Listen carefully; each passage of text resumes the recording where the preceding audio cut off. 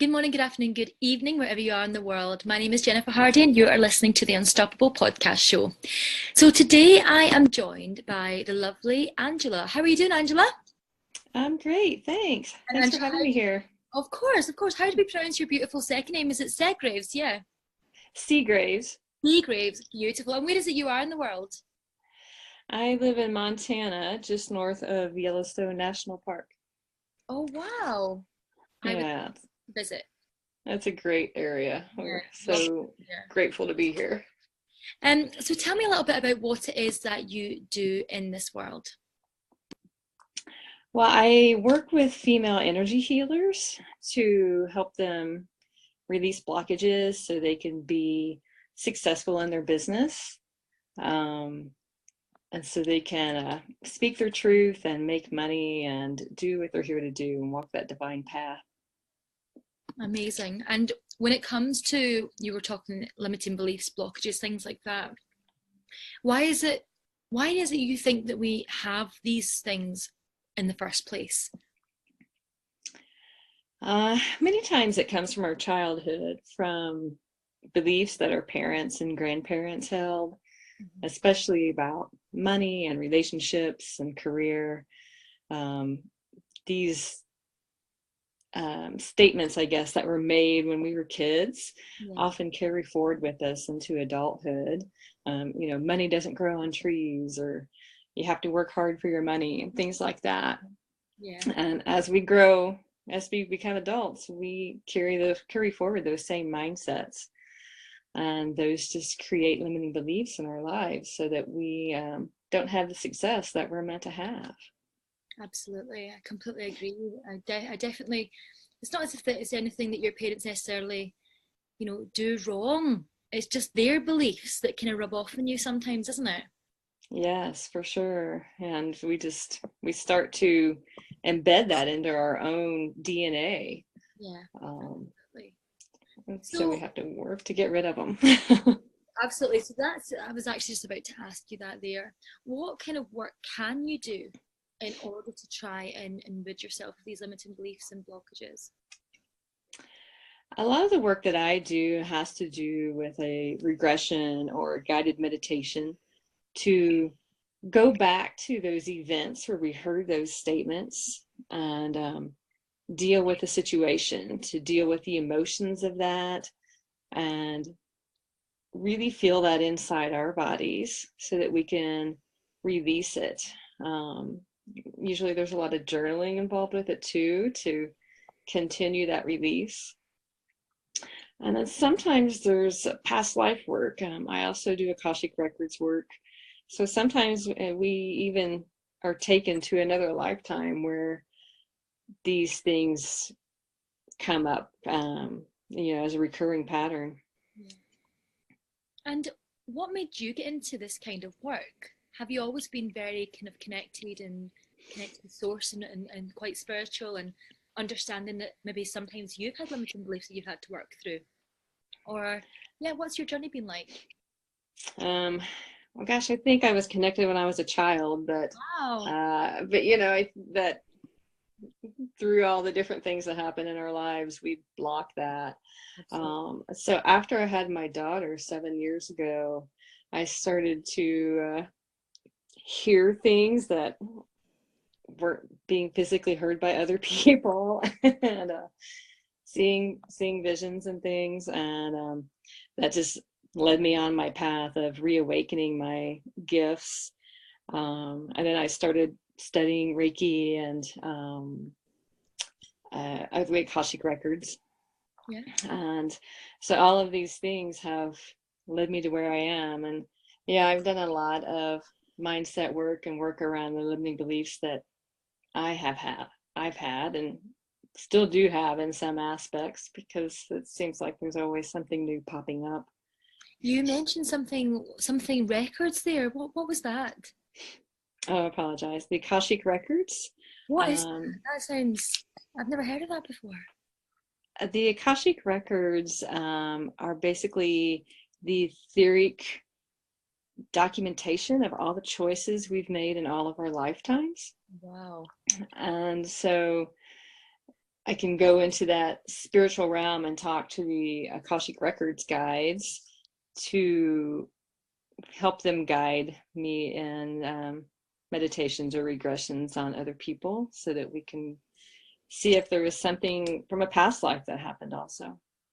My goodness, that's so interesting. And how did you uncover that? I learned a modality that taught me how to go into that realm because I kept having different dreams about things that had happened in my life. So I was diagnosed with Hashimoto's several years ago, and just kept having these recurrences of being hung.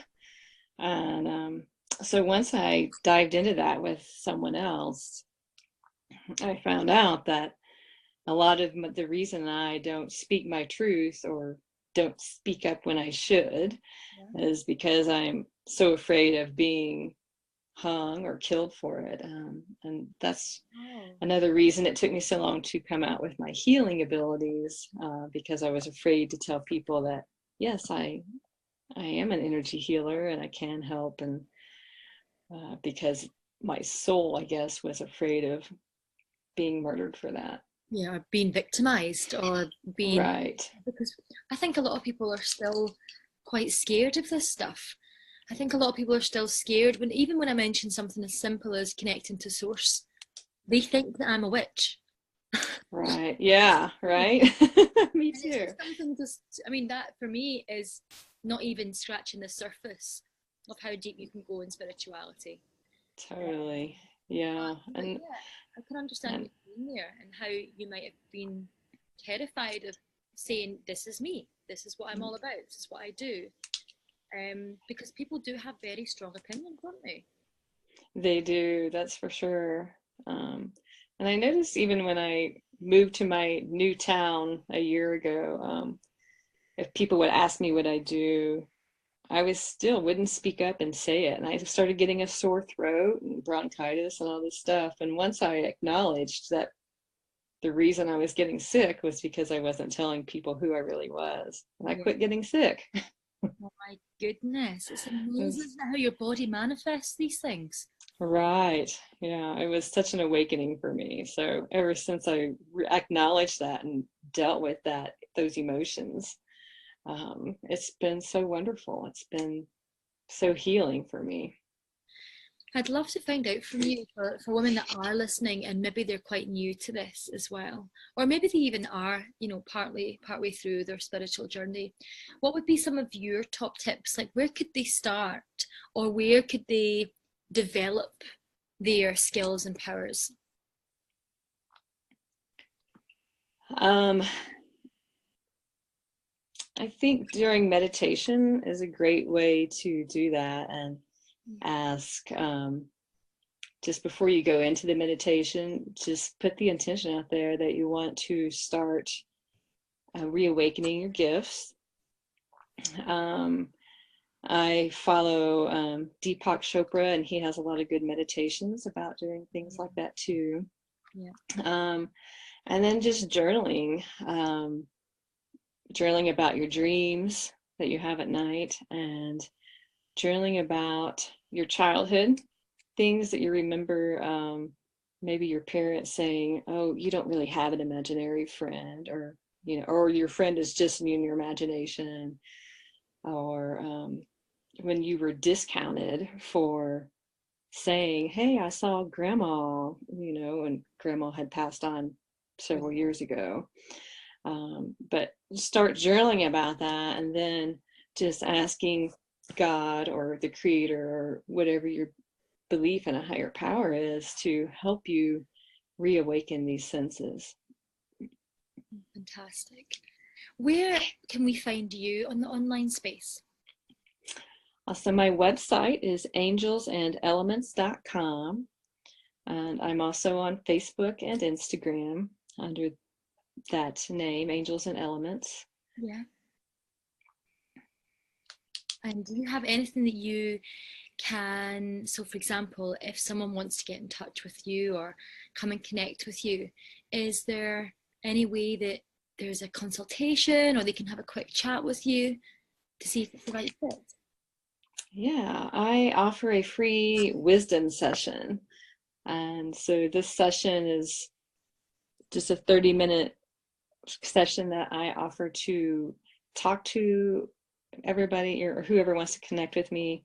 And we talk about what's going on in their lives and then how I can help them find their inherent wisdom within.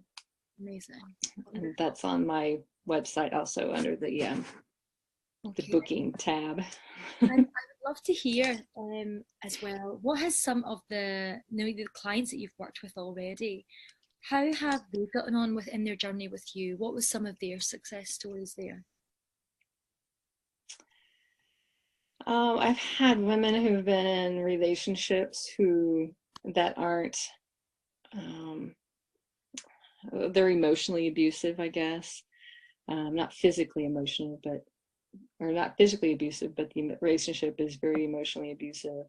And once we've gone through regression and some of the program that I have created, they're able to find their voice and speak up to their spouse and to really shift that relationship and let the spouse know that it's not okay for you to talk to me this way. I'm a person, I'm human, I have feelings too.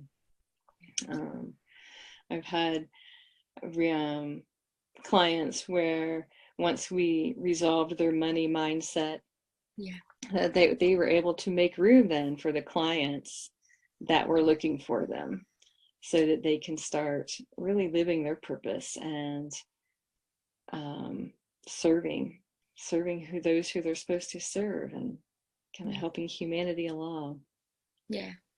Excellent. Yeah. And what would be some of your what's some of your favorite quotes? Oh gosh. I'm not good at memorizing quotes. There's so many. I always get stuck with what my favorite one is, but anything that you, or maybe even any mantras that you might practice if you're maybe having a down day or anything like that. Yeah, that's a good one. Some of the main ones I use are just, I have to remind myself to breathe deeply when I'm having a day that just doesn't go like I thought it would go.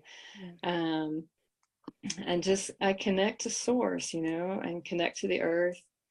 And then I just ask for peace to become within. So I just ask myself to be totally filled with peace.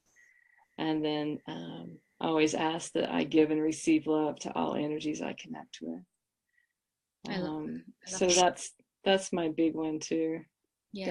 Just finding that peace and love.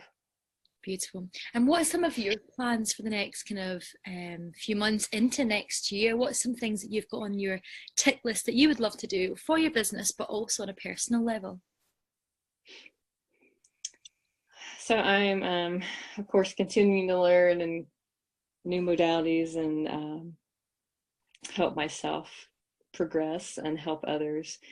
I'm constantly learning new ways to heal. So I've got a few modalities lined up to start in the next year that I want to learn just more about really helping people go deeply, and so that it's healing. And then I'll just add those into my practice as I move forward. But being that life coach and getting more involved in past life regressions